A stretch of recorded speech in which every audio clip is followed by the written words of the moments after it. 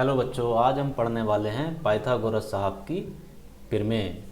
Pythagoras साहब थे, उन्होंने एक समकोण त्रिभुज के बारे में एक प्रमेय दी थी।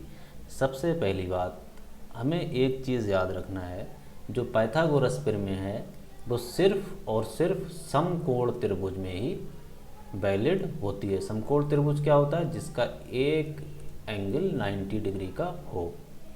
उन्होंने क्या बोला था कि समकोण त्रिभुज में एक भुजा सबसे लंबी होगी, जिसको हम क्या बोलेंगे? जिसको हम बोलेंगे कर्ण। कर्ण की पहचान क्या है? वो सबसे बड़ी भुजा होती है, और दूसरी बात, वो 90 डिग्री एंगल के सामने की भुजा होती है। अब ये तो एक भुजा की बात हो गई, लेकिन भुजाएं तो तीन हैं, और एक होता है आधार। आधार जिस पर त्रिभुज पूरा टिका होता है। थीटा एंगल जो हम इसको एंगल निकाल रहे हैं, तो ये आधार हो जाएगा इसके बराबर वाला। और थीटा के सामने जो एंगल होता है वो होता है लंब। ठीक है, 90 डिग्री के सामने का एंगल कर्ण, और जो एंगल थीटा दिया हुआ है उसके सामने का एंगल, उसके सामने की भुजा लंब। अच्छा, लंब और आधार बदलते रहते हैं। अगर मैं इस थीटा को यहाँ मान लूँगा, यहाँ पर, तो ये हो जाएगा आधार और ये हो जाएगा लंब। ठीक है, तो इसको समझना है। अच्छा, पाइथागोरस प्रमेय कहती क्या है? जो कर्ण का स्क्वायर है ये, वो बराबर होगा आधार स्क्वायर प्लस लंब स्क्वायर। मान लिया कर्ण जो है वो हमारा AC है, इसका स्क्वायर बराबर होगा AB square plus BC square. अगर AC बराबर होगा हमारा अंडर रूट में AB square plus BC square. फ़ायदा क्या है हमें पाइथागोरस प्रमेय से?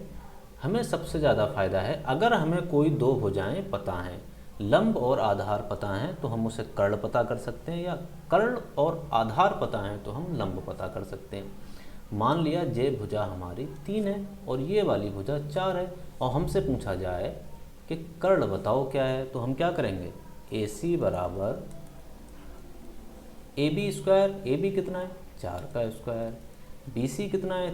3 का स्क्वायर। तो हो जाएगा हमारा 4 चौक 16 प्लस 9 बराबर अंडर रूट 25, और आंसर कितना आएगा हमारा? 5। कितना आसान है। इसी तरह से अगर हम कोई त्रिभुज लेते हैं, दूसरा त्रिभुज एक बना लेंगे। ठीक है, एक त्रिभुज हमने ले लिया कोई, और हमेशा समकोण त्रिभुज ही लेना है। कौन सा त्रिभुज लेना है? समकोण त्रिभुज। ठीक है, हम एक समकोण त्रिभुज ले लेते हैं। ठीक है, ये एक समकोण त्रिभुज है, ABC। ठीक है, यहाँ पर जो एंगल है हमारा वो 90 डिग्री है। अच्छा, अब हम क्या करेंगे? इसको ना मान के इसको मान ले रहे हैं थीटा, तो ये अब हमारा क्या हो जाएगा? ये आधार हो जाएगा, और जो थीटा के सामने है वो क्या हो जाएगा? लंब। ये बात हमेशा याद रखना है, लंब और आधार में बहुत कन्फ्यूजन होता है। इस कन्फ्यूजन को ख़त्म करने के लिए हम जो एंगल निकाल रहे हैं उसके बराबर वाली भुजा आधार होती है, और एंगल के सामने वाली भुजा लंब होती है। बात खत्म। और 90 डिग्री के सामने वाली भुजा होती है कर्ण। ठीक है, हमें कर्ण पता है, कितना है? 7। कर्ण हमें चल गया पता। ठीक है, कर्ण हमारा 7 है। आधार हमें मान लिया, हमारा आधार कितना है? 4। हमसे पूछा जाए लंब ज्ञात कीजिए, क्या निकालना है हमें? लंब। तो लंब हमारा फार्मूला तो वो कहता है कर्ण बराबर, या हम इसको अब शॉर्ट में लिख लेते हैं, AC स्क्वायर बराबर AB square plus BC square. और हमको चाहिए क्या? लंब। क्या चाहिए? AB निकालना है। तो क्या करेंगे? AB स्क्वायर बराबर AC square minus BC square. कर्ण में से आधार का स्क्वायर घटा देंगे, तो ए बी स्क्वायर बराबर ए सी कितना है हमारा 7 का स्क्वायर माइनस बी सी कितना है हमारा 4 का स्क्वायर।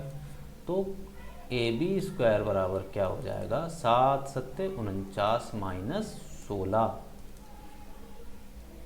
33 बचा। तो ए बी बराबर हमारा क्या हो जाएगा √33। उम्मीद है पाइथागोरस प्रमेय समझ में आ रही होगी, और अगर समझ में आ रही है तो चैनल ज़रूर सब्सक्राइब कर लें, ठीक है। अब एक सवाल आप लोगों के लिए मैं बनाता हूँ, ठीक है।